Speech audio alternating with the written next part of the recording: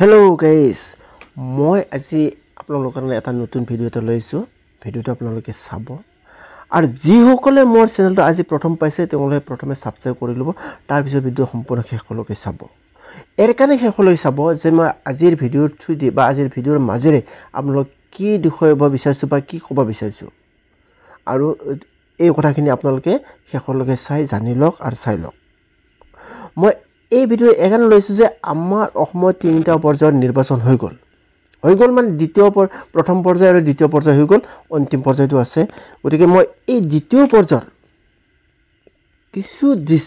কিছু অংশ মই লৈ আহিছো আৰু এই অংশৰ মাজে মই আপোনালোক বা অসমৰ জনসাধাৰণৰ জনাৰ কাৰণে মই কিছু কথা ক'ব বিচাৰিছো গতিকে আপোনালোকে ভিডিও শুনি লওক আমি ভোট দিলো নিশ্চয় সবে দিলে কাবাক নহয় কাবাক এটা দিলে যে আমি যে বহুমূল্য ভোটটো দিলো এই ভোটটোত কোনে কিমান সুস্থ মগজে চিন্তা চৰ্চা কৰি দিলে বা কোনে কাৰ পৰিচালনাত পৰি কাক দিলে এই কথাটো আমি কোনেও নাজানো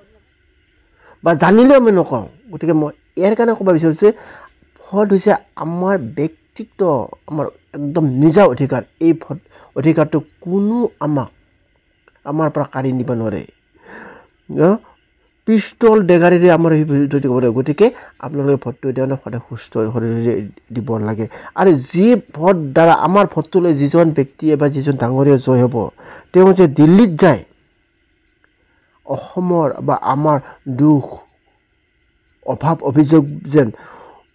দাঙি ধৰিব পাৰে আৰু উচ্চ স্বৰত যেন ক'ব পাৰে যে আমাৰ অসমত তেনেকুৱা যে তেনেকুৱা ব্যক্তিহে আমি ভোট দিব লাগে যেনক আমি এতিয়া ৰিজাল্টৰ বাবে অপেক্ষা কিন্তু ৰিজাল্ট ওলাৰ লগে লগে কোনে কান্দিব কোনে হাঁহিব কোনে খানা খাব কোনে লগনে থাকিব গতিকে সেই দিন